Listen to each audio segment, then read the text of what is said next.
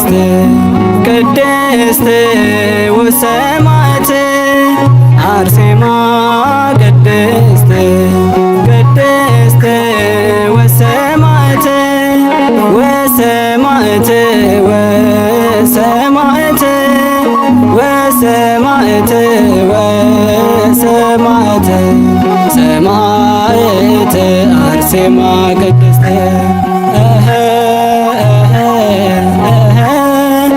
ወሰማዕት ወሰማዕት ወሰማዕት ወሰማዕት ሰማዕት አርሴማ ቅድስት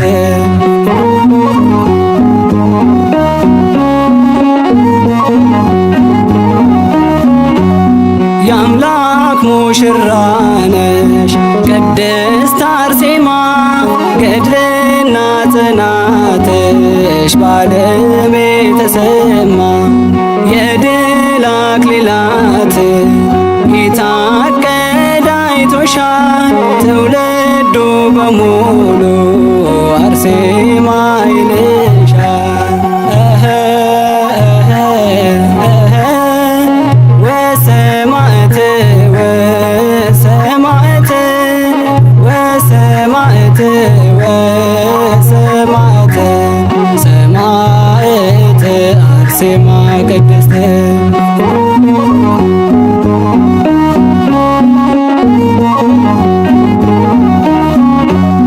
እምነት ጽናትሽ እጅግ ልዩ ነው ምልጃና ጸሎትሽ ዛሬም ሕያው ነው።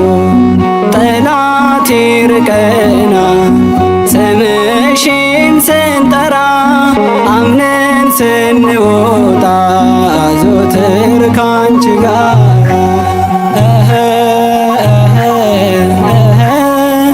ወሰማዕት ወሰማዕት ወሰማዕት ወሰማዕት ሰማዕት አርሴማ ቅድስት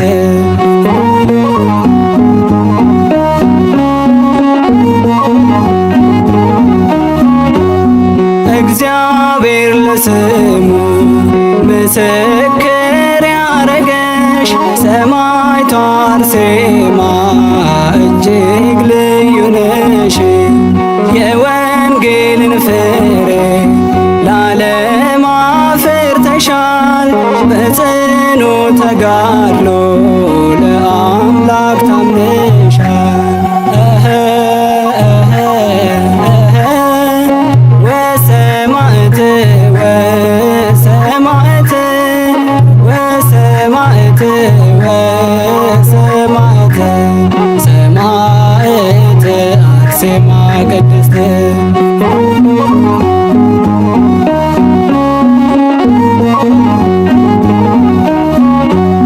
ሀብትና ንብረት ሁሉንም ንቀሽ ሕያው የሆነውን አምላክን መረጥሽ። በአማላጅነትሽ እኛም እንጸናለን ስምሽን ለትውልድ እንናገራለን።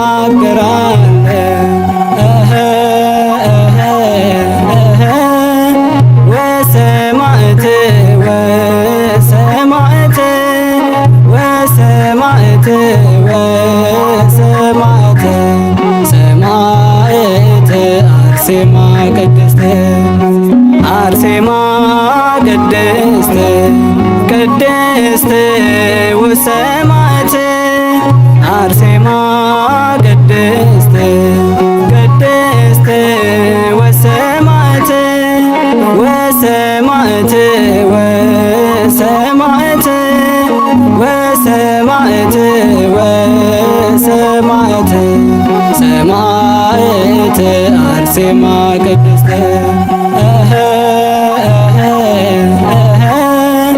ወሰማዕት ወሰማዕት ወሰማዕት ወሰማዕት ሰማዕት አርሴማ ቅድስት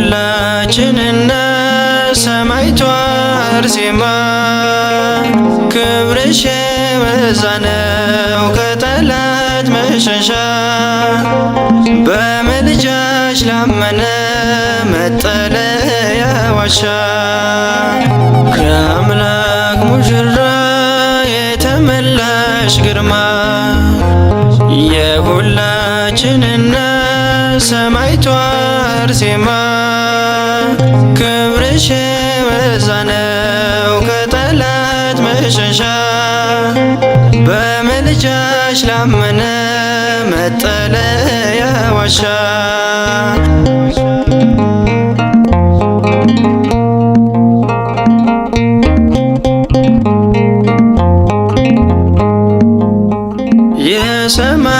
የሰማዕትነት ክብርን የተሰጠሽ ሰማዕቷ እናቴ እጹብ ነው ኪዳንሽ ሁሉን ታስምሪያለሽ በምልጃ በጸሎት ጠላት ይሸበራል ስምሽ ሲጠራበት የአምላክ ሙሽራ የተመላሽ ግርማ የሁላችንና ሰማዕቷ አርሴማ ክብርሽ የበዛ ነው ከጠላት መሸሻ በምልጃሽ ላመነ መጠለያ ዋሻ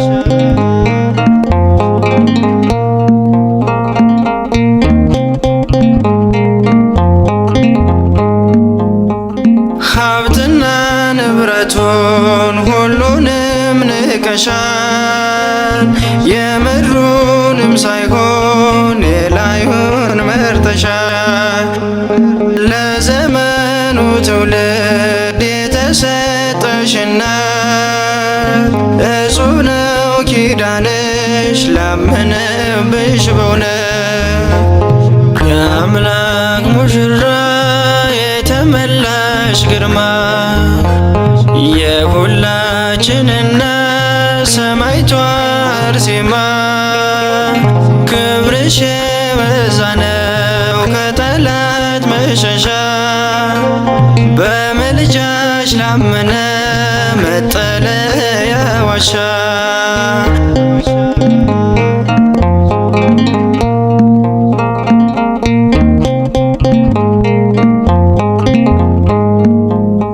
ጸበልሽ መድን ነው የጠላት ማሰሪያ ገድልሽ መጠጊያ ነው ዋሻ መጠለያ አርሴማ ይልሻን ትውልዱ በሙሉ ታሰጫለሽና ምሕረት ለሁሉ የአምላክ ሙሽራ የተመላሽ ግርማ የሁላችንና ሰማዕቷ አርሴማ ክብርሽ የበዛ ነው ከጠላት መሸሻ በምልጃሽ ላመነ መጠለያ ዋሻ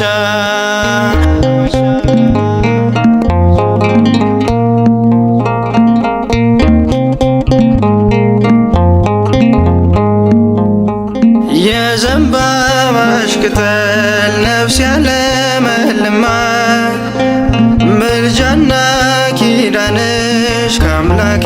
ያስታርቃል።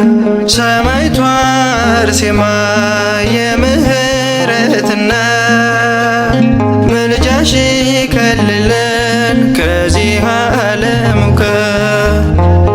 የአምላክ ሙሽራ የተመላሽ ግርማ የሁላችን እናት ሰማዕቷ አርሴማ ክብርሽ የበዛ ነው ከጠላት መሸሻ በምልጃሽ ላመነ መጠለያ ዋሻ የአምላክ ሙሽራ የተመላሽ ግርማ የሁላችን እናት ሰማዕቷ አርሴማ ክብርሽ የበዛ ነው ከጠላት መሸሻ በምልጃሽ ላመነ መጠለያ ዋሻ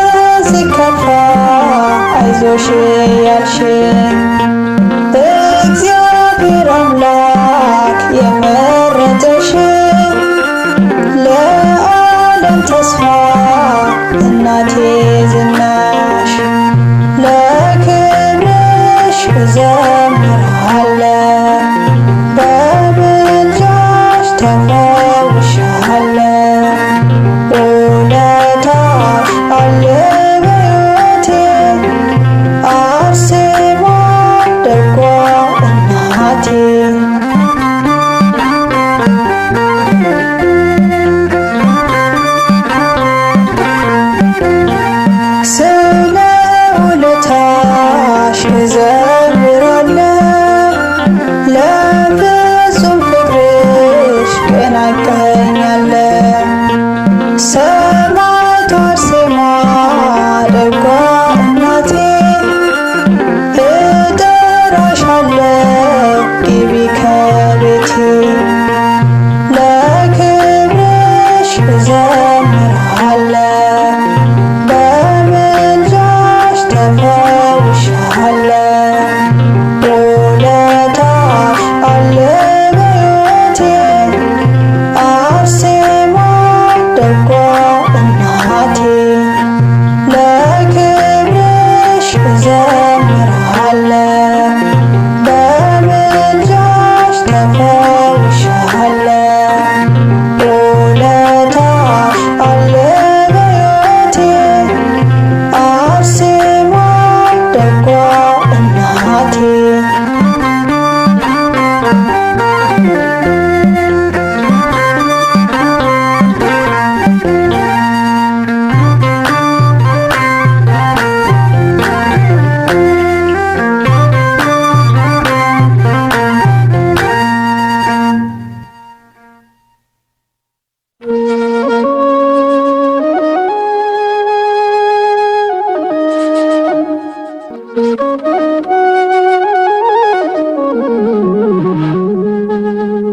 በስመ አብ ወወልድ ወመንፈስ ቅዱስ አሐዱ አምላክ። ክቡር መጋቤ ብሉይ መምህር መክብብ ግርማ የዚህ ታላቅ ካቴድራል የስብከተ ወንጌል ክፍል ኃላፊ፣ ክቡራን ሊቃውንት፣ ሰባካያን አባቶቼ በየማይረጋችሁ የዜማን ዕቃ አንስታችሁ እግዚአብሔርን በጣዕመ ዝማሬ በጣዕመ ዜማ የምታገለግሉ ዘማራያን በዚህ ቅዱስ አደባባይ እግዚአብሔርን ተስፋ አድርጋችሁ ከሩቅና ከቅርብ የተሰበሰባችሁ የእግዚአብሔር ወንዶችና ሴቶች ልጆቹ ሁላችሁም እስከ ሞት ድረስ በወደደን በመድኃኒታችን በኢየሱስ ክርስቶስ ፍጹም የሰላምታ ቃል ሰላም እላችኋለሁ። እንደምን ዋላችሁ? እንደምን አመሻችሁ? በምሕረቱ አደባባይ ያቆመን ትላንትን ትላንት አሰኝቶ በዛሬው ዕለት በጽድቁ አደባባይ ቃሉን እንድንሰማ በፊቱ ቆመን እንድንጸልይ ኃይልና ብርታት የሆነን ቅዱስ አምላካችን ልዑል እግዚአብሔር ስለማይነገር ስጦታው ስሙ ለዘላለም የተመሰገነ ይሁን። ለቃል መውረድ ለሥጋ ዕርገት ምክንያት የሆነች እመቤታችን ቅድስት ድንግል ማርያም ምልጃዋ ከሁላችን ጋር ይሁን።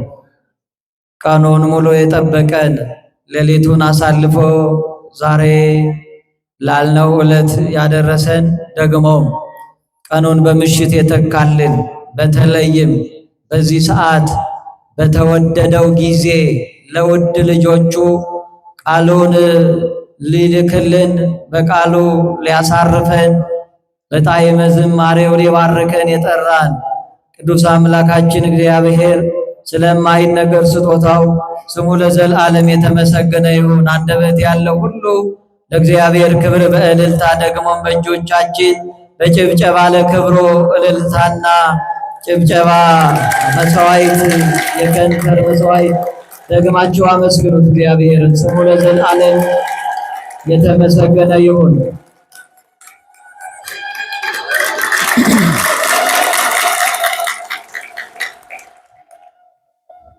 ፍትሑ ማእከለየ ወማእከለ አጸደ ወይነየ፣ በእኔና በወይን ቦታዬ መካከል እስኪ ፍረዱ። በትንቢተ ኢሳይያስ ምዕራፍ 5 ከቁጥር 4 ላይ የምናገኘው ቃል ነው። በእኔና በወይን ቦታዬ መካከል እስኪ ፍረዱ። እግዚአብሔር በዚህ ቃል እኔን ቆሜ እናንተን ተቀምጣችሁ ይናገረናል። አበው እንደሚሉት ሊቃውንት ለአእምሮ፣ ዋዘኞች ለጆሮ፣ እግዚአብሔር ለልብ ይናገራል ይላሉ አበው። ዋዘኞች ለጆሮ የሚስማማ ቀልደው ያስቃሉ፣ ጊዜያዊ ፈገግታን ይፈጥራሉ። ሊቃውንት ዕውቀትን ባላዋቂ አእምሮ ላይ ዘርተው ድንቁርናን አላዋቂነትን በዕውቀት ብርሃንነት ይሽራሉ። እግዚአብሔር ለልብ ይናገራል። ለልብ የሚናገር እግዚአብሔር ያዘነውን ልብ ያሳርፋል። ሊያሳርፈን ጠርቶናል። ስሙ ለዘለዓለም የተመሰገነ ይሁን። ረፍታችን እግዚአብሔር ነው። አመስግኖት። የረፍት አምላክ እግዚአብሔር በቃሉ ሊያሳርፈን። ስለዚህ ረፍት የሚሆንላቸው ደግሞ እግዚአብሔር በአገልጋዮቹ ሲናገር ቃሉን ከልብ የሚሰሙ ናቸው። ስለዚህ ሐሳባችን በአካላችን በመንፈሳችን እዚሁ ሆነን እግዚአብሔር የሚናገረውን ቃል እንድንሰማ እግዚአብሔር መንፈስ ቅዱስ ከሁላችን ጋር ይሁን። በእኔና በወይን ቦታዬ መካከል እስኪ ፍረዱ። ይህንን ቃል የተናገረው ነቢይ እግዚአብሔር ኢሳይያስ ነው። እግዚአብሔር በብሉይ ኪዳን በተለይም ለእስራኤላውያን በአፈ ነቢያት ይናገር ነበር። በሕዝቡና በእርሱ መካከል ለተልኮ የሚፋጠኑ ቃሉን ለሕዝቡ የሚያደርሱ የሕዝቡን ጩኸት ወደ እርሱ የእግዚአብሔርን መልእክት ወደ ሕዝቡ የሚያደርሱ እግዚአብሔር የመረጣቸው ነቢያት ነበሩ። ከነዚያ አንዱ ነቢዩ ኢሳይያስ ነው። ኢሳይያስ በዘመኑ እግዚአብሔር ተናገር ያለውን የእግዚአብሔርን መለኮታዊ ሐሳብ ከራሱ ሳይቀላቅል ከራሱ ሳይጨምር እግዚአብሔር እንዲህ ይላል ብሎ የተናገረ ታላቅ ነቢይ ነው።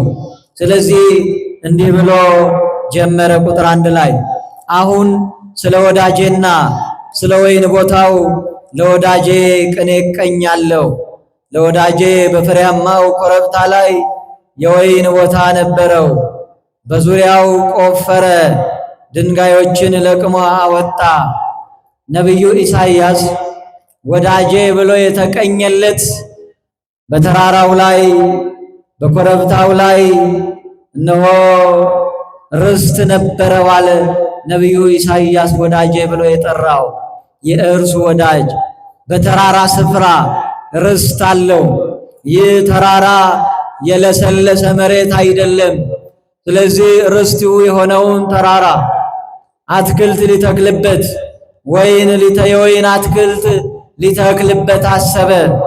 ስለዚህ ይህ ባለ ርስት ተራራውን ቆፈረ፣ ድንጋዮቹን ለቅማ ወጣ፣ እሾህና መኬላውን ነቀለ፣ መሬቱን አለሰለሰ፣ ግንብ ሰራ፣ ቅጥር ቀጠረ፣ ሐረግም ዙሪያውን ተከለበት፣ ጉድጓድም ማሰ።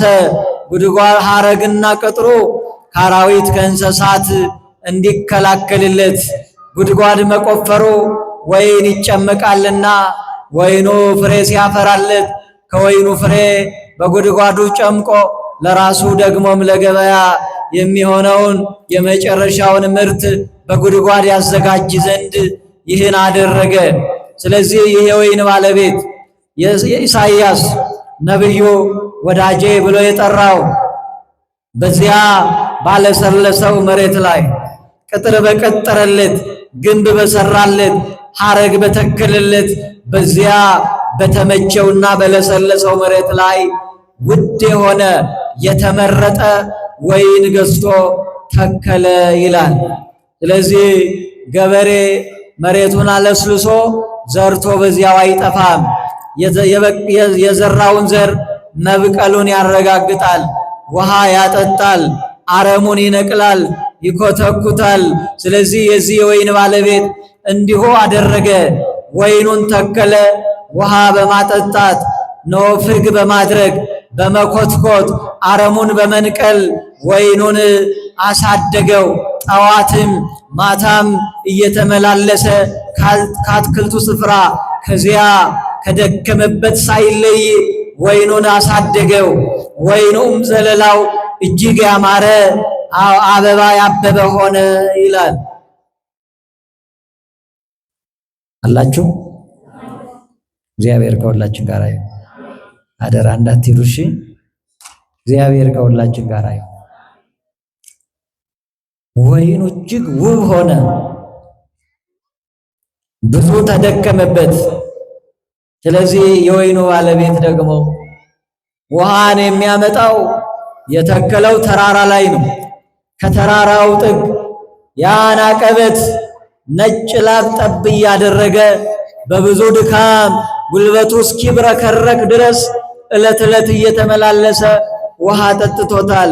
ስለዚህም ነው ድካሙ ሳይሆን ተስፋውን እያየ የጊዜውን ድካም ሳይሆን የመጨረሻውን ከወይኑ የሚያገኘውን ምርት በማሰብ ድካሙን ሳይቆጥር በብዙ ደክሞ አሳደገው፣ ተንከባከበው። ወይኑም ዘለላው አምሯል፣ አበባው ልዩ ሆኗል።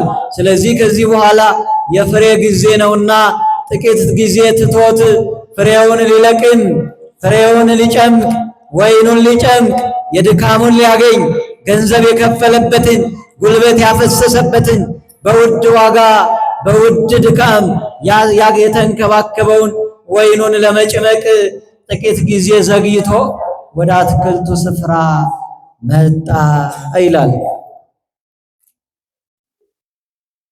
በበሩ ገባ፣ ጎበኘው። ወደ ግራ ወደ ቀኝ ወደ ፊት ወደ ኋላ እያለ የወይኑን ፍሬ ለመልቀምና ለመጭመቅ በአትክልቱ ስፍራ ገብቶ በጎበኘ ጊዜ ያልተጠበቀ እንግዳ ነገር አገኘ። ይህ የወይን ባለቤት የተከለው ወይን ነው፣ ፍሬው ግን ሆምጣጤ ሆኖ ተገኘ።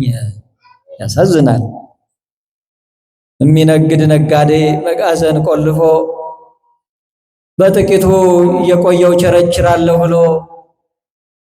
ያከማቸውን እሳት ቢበላበት ምን ያህል እንደሚያዝን የመገመት ነው። በየኑሯችን ያለውን ድካም እናየው።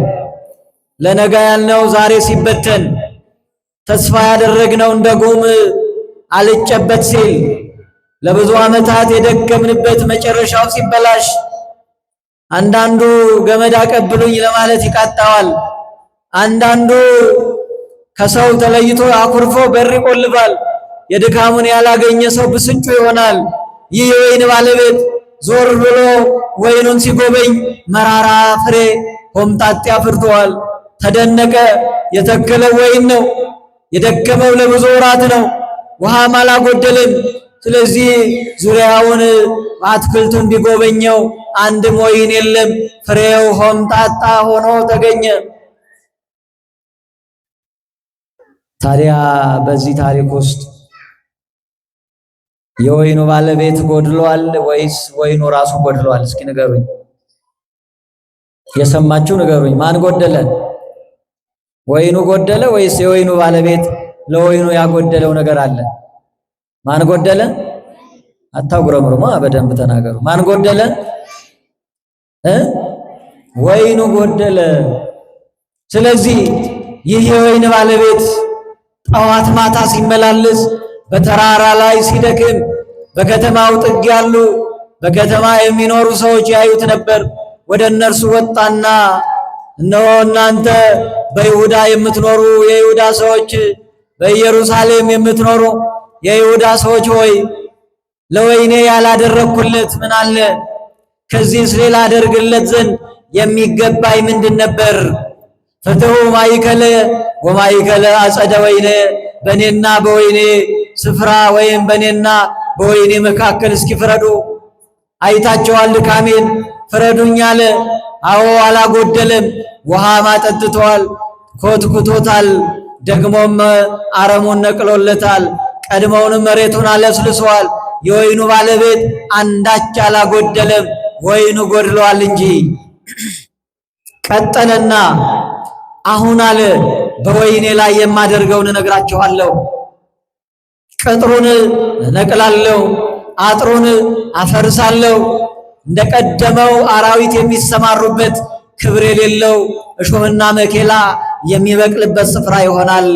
ቅጥር ክብር የለው፣ ያስከበርኩት የደከምኩበት ያ የወይን ስፍራ ከነወይኑ የአራዊት መሰማሪያ ይሆናል። ይህን አደርጋለሁ፣ ደመናት ዝናባትን እንዳያዘንቡ ደመናትን ዝናባትን እከለክላለሁ አለ። ይህ ታሪክ በነቢዩ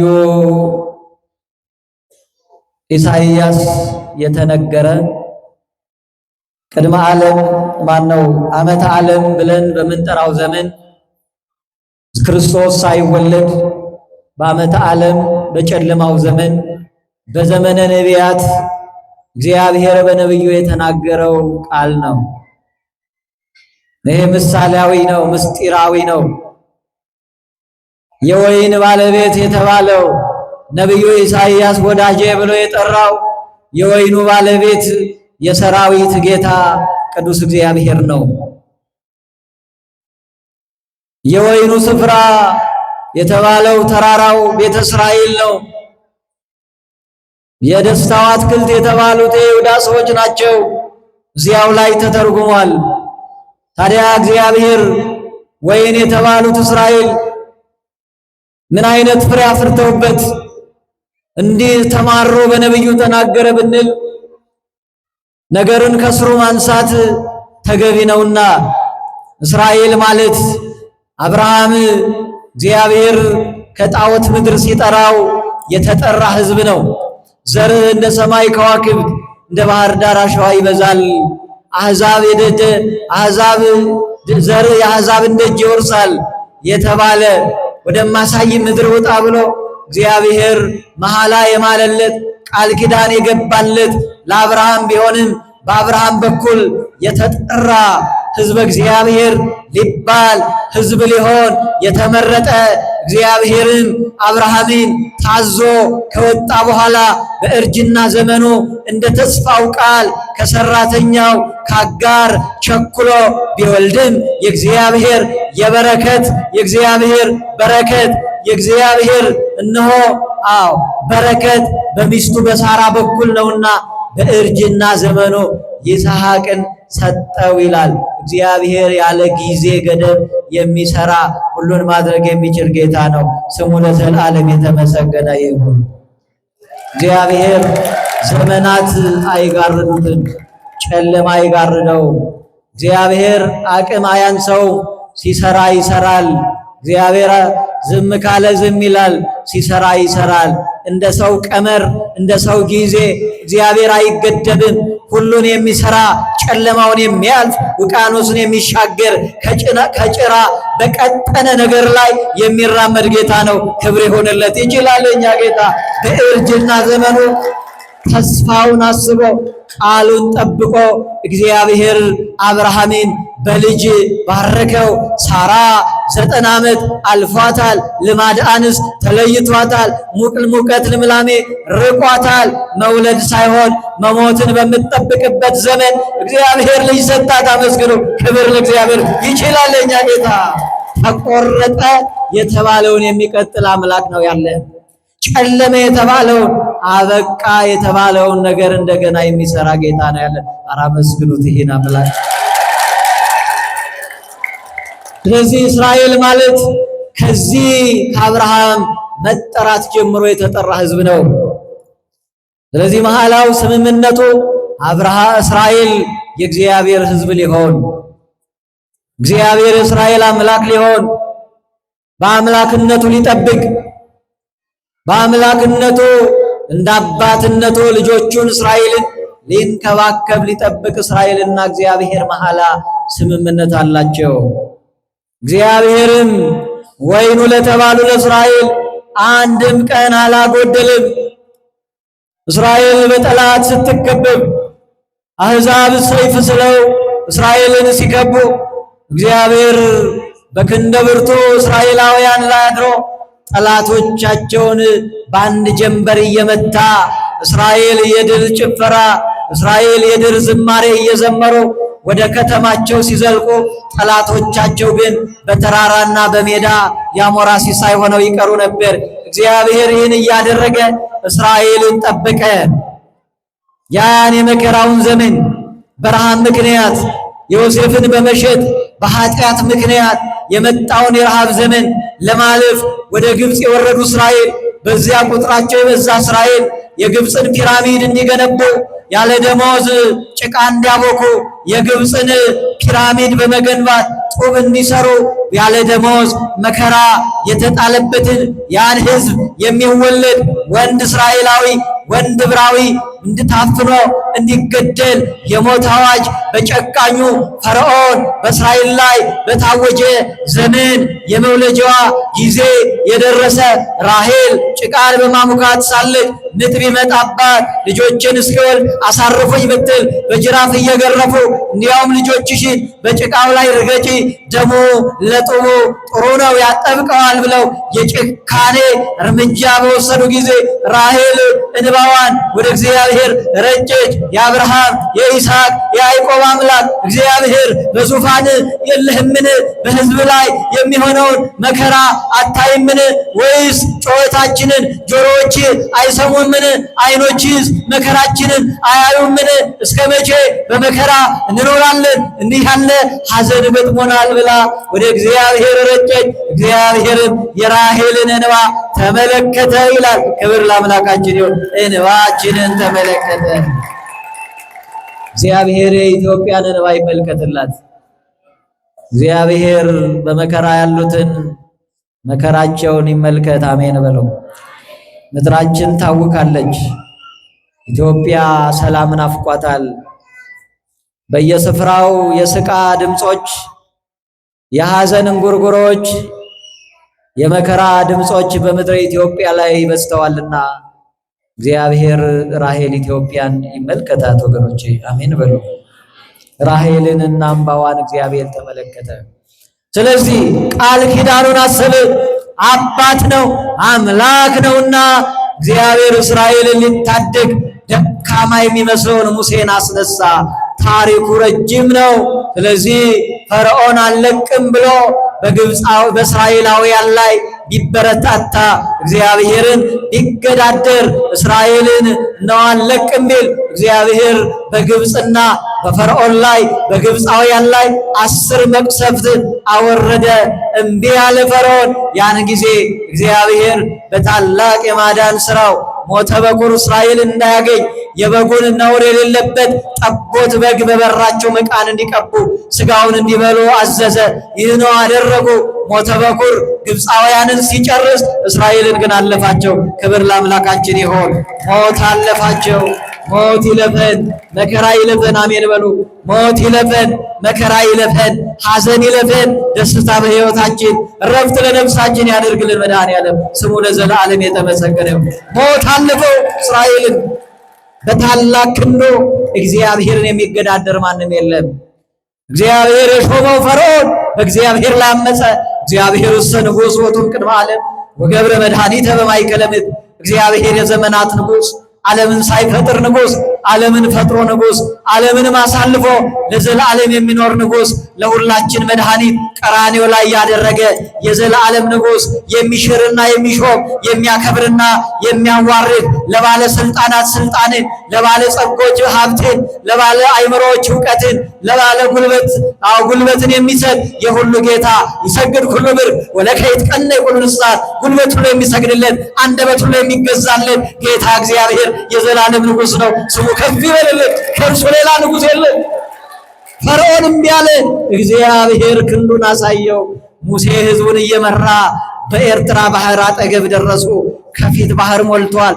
ከኋላ ሰራዊቱን አስከትሎ ፈርዖን ጉልበታቸው ጥሞታል፣ ያለ ደሞዝ ያሰራቸዋልና ያስኳቸው ብሎ ተከተለ። እግዚአብሔር የተጨነቀውን ሕዝብ ደግሞ አየ። ከኋላ ሰይፍ ተስሏል፣ ከፊት ባህር ሞልቷል። በመሃል እስራኤል አለ። ያ እስራኤል ተጨነቀ። ሙሴ ወደ እግዚአብሔር አመለከተ። ሕዝቡ ግን ወደ ባህሩ፣ ዓይኖቹ ወደ ፈርዖን ሆነ። ዛሬም በመከራ መሃል ሆነን ከኋላ መለስ ብንል ጨለማ፣ ከፊት እንደ ግድግዳ የቆመ ጨለማ፣ በቀኝና በግራ ሁሉ መከራ ከቦን ብቻችንን በሆንም ጊዜ ሐዘን በተሰማን ጊዜ ቀኝ ነው ግራይ ነው ማትበሉ፣ ወደ ኋላም ወደፊትም አትመልከቱ። ቀና በሉ። ዙሪያው ጨለማ ቢሆን ሰማዩ ብርሃን ነው። ብርሃኑ ሥላሴ ነው። ክብር ለሥላሴ ይሁን። ወደ ላይ ቀና በሉ ወዳጄ፣ መልስ ታገኛለህ። መከራ ያልፍልሃል። መዳን ከሥላሴ ዘንድ ነው፣ ከሰው ዘንድ መዳን የለም። ሥጋ ለባሹን አትመካ፣ ባለስልጣን ዘመንህን አትደገፈው፣ ባለሀብት ዘመድህን አዎ ሊረዳ ሊያጽናና ለጊዜው ችግርህን ሊቀርፍ ይችላል፣ ሊረዳ ይችላል። በበጎነት በመልካም ነገር ከሱ ጋር መሆን መልካም ነው። ግን መመካት ማንን ነው? እግዚአብሔርን ተደግፈው የማይጥለውን ጌታ ነው። ክብር ለስሙ ይሁን። እርሱ ብቻ እውነተኛ መደገፊያ ነው። ስለዚህ ሙሴ ወደ እግዚአብሔር ቢያመለክት እግዚአብሔር ሙሴን እንዲህ አለው፣ ሙሴ ሙሴ ዝብጥ አለ ባሕር ባያስካት በትር በፈርዖን ፊት ታምር ባደረገች ውበት ባህሩን ምታለ። ሙሴ ክንዱን ዘረጋ፣ ባህሩ እንደ ግድግዳ ቆመ። እስራኤል ተሻገረ። ፈርዖንና ሰራዊቱ በባህር ውስጥ ተከድኖ ቀረ። ክብር ለአምላካችን ለእግዚአብሔር ይሁን። 40ውን ዘመን እስራኤል ጫማቸው አላለቀም። ከአለት ላይ ቀዝቃዛ ውሃን እግዚአብሔር አፈለቀ። ሌሊቱን ጨለማ ሆኖ እንቅፋት እንዳያገኛቸው ብርሃን አደረገ። የቀኑ ሐሩር የሲና በረሃ እንዳይበላቸው አሁን እንደ ደመናን ጋረደ። እንደ እንቁላል እንደ ሕፃን ልጅ ተንከባክቦ ያችን የተስፋይቱን ምድር እስራኤልን አስገባቸው። ርስታቸውን መለሰላቸው። ለአብርሃም የማለውን ቃል ኪዳን አስቦ እስራኤልን ወይኑን እግዚአብሔር ተንከባከበ። በመከራ መሃል ከመከራ እያሳለፈ ሕዝቡን ታደገ። ነገር ግን እስራኤል ሀገራቸውን ከወረሱ ወደ ምድራቸው ከተመለሱ በኋላ 12ቱ ነገድ ለሁለት ተከፈለ። አንዱ በአንዱ መንደር ፈጽሞ ማለፍ አይችልም። ካለፈ ወዮለት፣ የድንጋይ ናዳ አናቱ ላይ ያርፋል። ልክ እንደኛ እንደ ኢትዮጵያውያን ከአንዱ ክልል አንዱ ክልል ሄዶ መኖር ተችሏልን? ንገሩኝ። ልክ እኛን መሰሉ እስራኤል። እግዚአብሔር በዚህ ያዘነ። ጭካኔ ፍሬን አፈሩ፣ መገዳደል ፍሬን አፈሩ። ፍሬያቸው መረረ። ጣዖት ፊት ተንበረከኩ፣ በምስልስል ሰገዱ። እግዚአብሔር ተረሳ። ከአለት ላይ ውሃ ያፈለቀ፣ ባህር ከፍሎ ያሻገረ፣ ከፈርዖንና ከሰራዊቱ ሰይፍ የታደገ እግዚአብሔር ተዘነጋ። ታቦተ ጽዮንን በሙሴ በኩል የሰጠ፣ በደብተራ ኦሪት መስዋዕት የሚሰዋለት ምስጋና የሚቀርብለት እግዚአብሔር ተዘነጋ። ባቀለጡት ምስልስል በወርቅ ምስል በምስልስል ሰገዱ። እስራኤል ከእግዚአብሔር ሸሹ።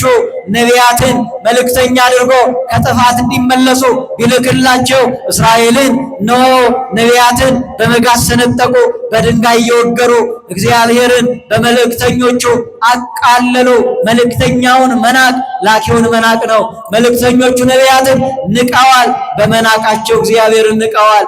ያን ጊዜ ፍሬያቸው መሮ ጭካኔ በበዛ ጊዜ፣ መከፋፈል መገዳደል በሆነ ጊዜ፣ ጣዖት አምልኮ በምድሪቱ ላይ በሆነ ጊዜ፣ እስራኤልን በጣዖት ባረከሷት ጊዜ እግዚአብሔር በነብዩ ፍረዱኛል፣ ለሕዝቤ ያላደረኩት ምን አለ? የአብርሃምን የያዕቆብ የይስሐቅን ቃል ኪዳን አስቤ ከመከራ ታደጉ። ፈርዖን ባህር ውስጥ ቀርቷል፣ እናንተ ተሻግራችኋል። ደግሞ እንደ ግብፃውያን በምስልስል በመስገድ ጣዖት እንዳታመልኩ የቃል ኪዳኑን ታቦት 10ቱ ትእዛዛት የተጻፈበት ስሜ ያለበት ነው የመመስገኛ ስፍራዬ ደብተራ ኦሪት እንድትሰግዱልኝ ይህን ሰጠው። እናንተ ግን ከኔ ተቃራኒ ሆናችሁ ፍሬያችሁ መረረ። ፍረዱኝ አለ እግዚአብሔር። እስራኤል ዘሥጋ እስራኤልን አማረሩ። ስለዚህ ቅጥሬን እነቅላለሁ አለ። ቅጥር የተባለው ረድኤተ እግዚአብሔር፣ አጥር የተባለው እግዚአብሔር ጥበቃ ቸርነቱ ነው፣ ምሕረቱ ነው። ደመናትም ዝናባትን እንዳያዘንቡ አለ። በረከት ከእስራኤል ይነፈጋል። ጥበቃዬ ረድኤቴ ከእናንተ ይሸሻል። ለምን ወይን ተክዬ በብዙ ድካም መራራ ሐሞት መራራ ኮምጣጤ ፍሬ ሆነዋልና ምግባራችሁ መርዋልና ብሎ በእስራኤል ላይ ሊያደርግ ያሰበውን በነቢዩ ተናገረ። እስራኤል ዘሥጋ እንዲህ አማረሩት።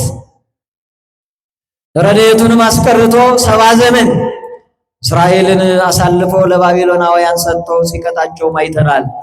አዎ ትላንትና በጥቂት ሰራዊት የከበቧቸውን ጠላቶች እየመቱ በዓለም ከብረው ነበር።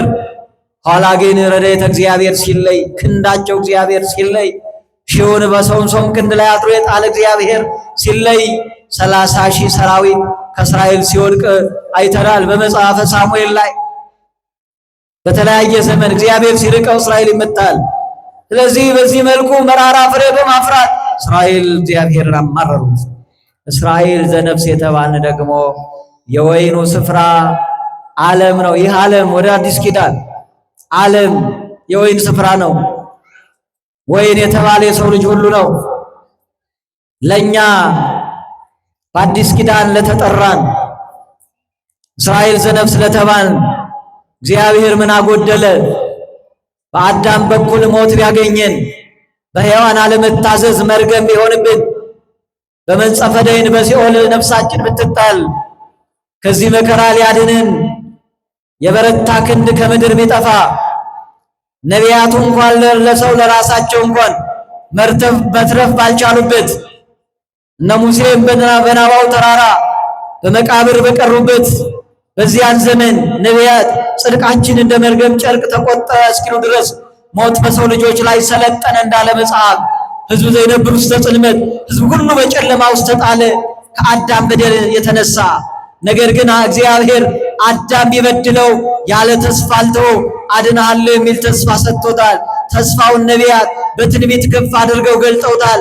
ፈኖ ወዴከ ማርያም ፈኑ ብርሃነከ ወጽድቀከ ማንቱ ብርሃኒ፣ እውነትና ብርሃንክ ከሰማይ ላክልን መዳን ካንተ እንጂ ከምድር አይሆንም ብለው ተማጸኑት። እግዚአብሔርን የጩኸታቸውን የነቢያቱን ትንቢት ጩኸት የአዳምን ተስፋ ቃል ኪዳኑን አሰበ።